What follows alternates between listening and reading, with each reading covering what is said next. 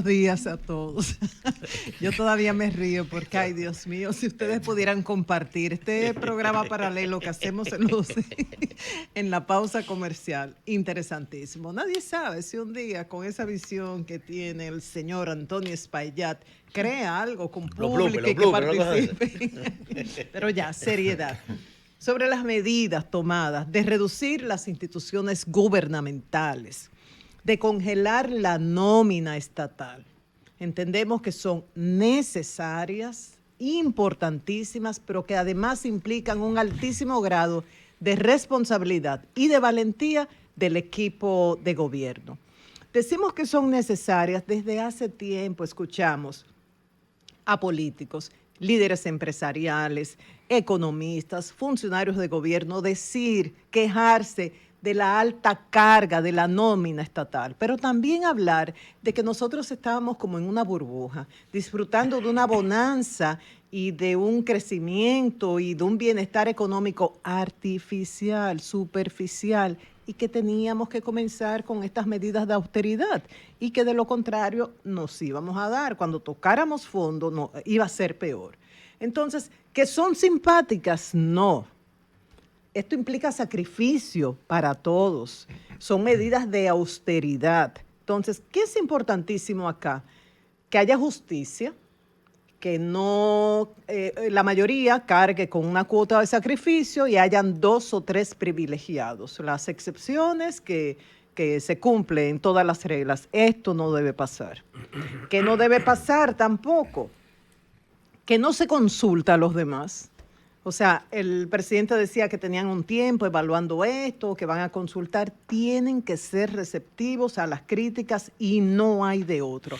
La idea es reducir gastos y utilizar este dinero de los ahorros en áreas prioritarias como salud, educación y seguridad ciudadana. Y esto se repitió en varias ocasiones ayer en la semanal. Y cuando hablo de la receptividad, estar abierto a las críticas, miren, no había terminado la semanal, yo creo que media hora, cuando ya la Asociación Dominicana de Rectores de Universidad, la Asociación Dominicana, sí, había enviado un comunicado. Entonces uno lo lee, es corto, 2 o 3 párrafos, uno lo lee y dice al final, ¿pero ellos están de acuerdo o no? ¿Por qué? Porque ellos dicen que estaban dispuestos a tener una participación activa en el proceso de consulta. Señores, ¿y qué les dice eso a uno? Que si ellos están mostrando esa disposición es porque no lo han invitado. No participaron en la consulta de una de las funciones más importantes de la MESID y del Ministerio de Educación, que es vital para el desarrollo de este país, lo de la educación.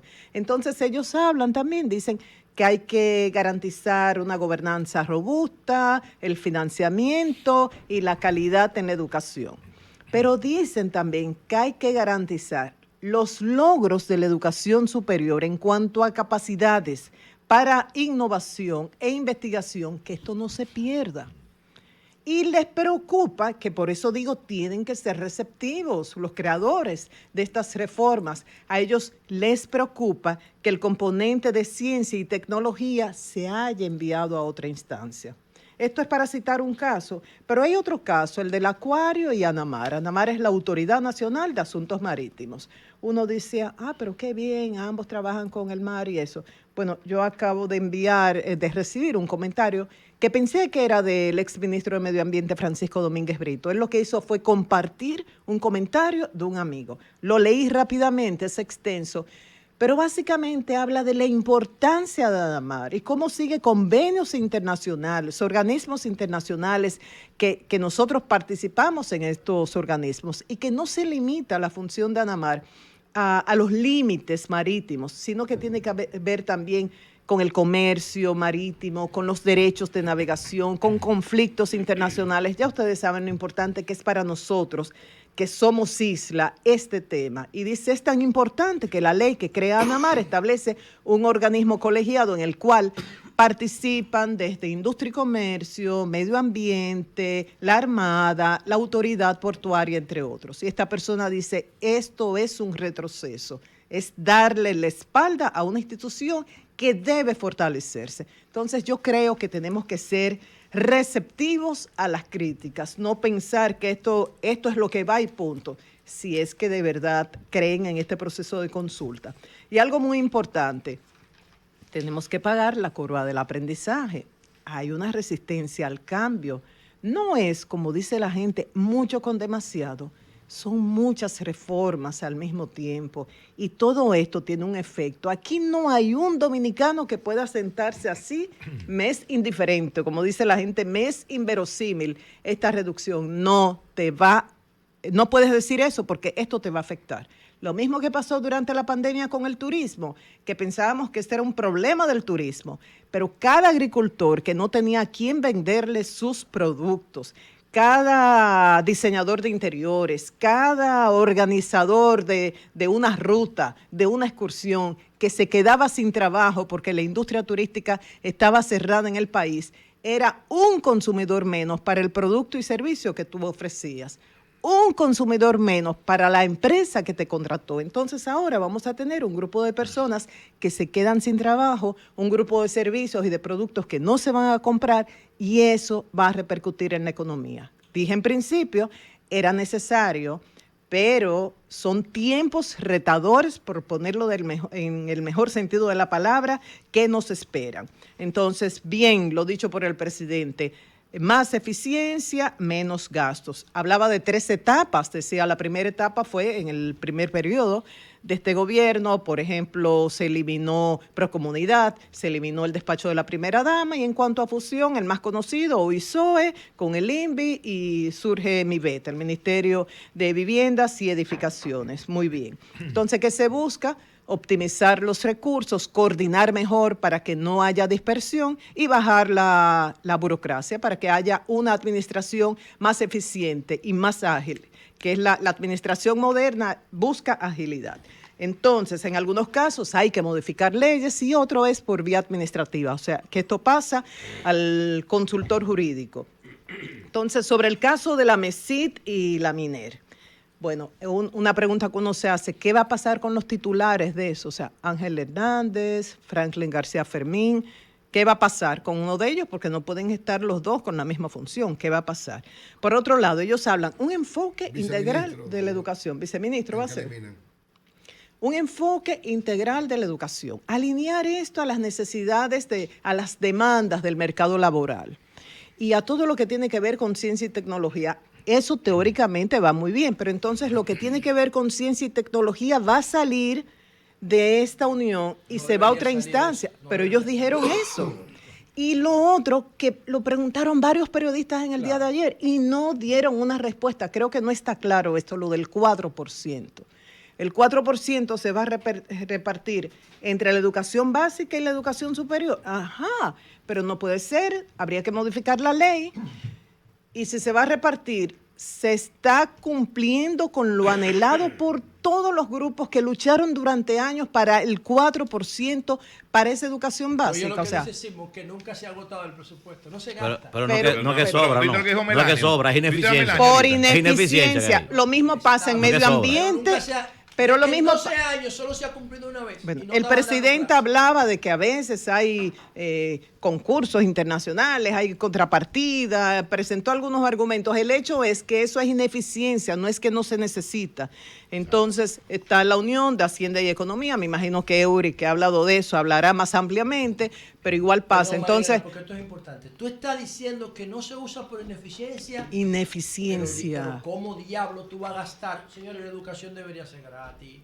O en Google Classroom. ¿Cómo tú me vas a decir a mí que tú necesitas 250,000 millones? ¿Para qué? Pero Melanio, óyeme, mira, brevemente, que me faltan algunos elementos. Mira, ¿pero a dónde le dan comida? Pero hermano, ¿pero qué educación de qué? ¿Quién lo va a instruir? Voy a seguir para que no. Dato corriente, el 80%. Pero no diga eso, no diga eso. Yo no digo una cosa así. No diga una cosa así, muchachos. No hable eso. Melanio sabe que no se va. No diga una cosa así. Melanio lo sabe. ¿Cuál será el papel de Pavel Lisa Contreras, verdad? Ustedes dicen, bueno, pasaría a viceministro, pero bueno, el IAD va a pasar a agricultura, comedores económicos al plan social, entre otros. Hay eliminaciones estratégicas. Yo cuando oía eso, oía a la gente diciendo, ay, mi cuarto, ¿por qué? todas esas comisiones, consejos, no me recuerdo cómo más le llaman, que uno dice, pero ¿y esto existía? ¿Y qué hacía? ¿Y cuánto se gastaba en esto? Bien, como dijo Julio más temprano, bien eliminadas que están.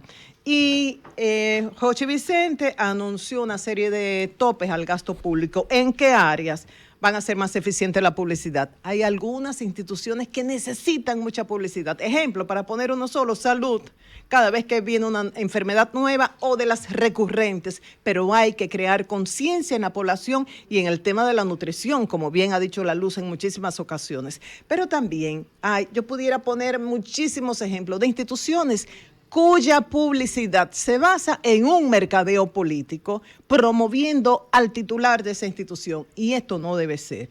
Tenemos también el uso de los recursos para eventos. Decía Jochi ya, esos grandes eventos para celebrar el aniversario no se van a permitir. Prohibición de memorias impresas, ahora será digital.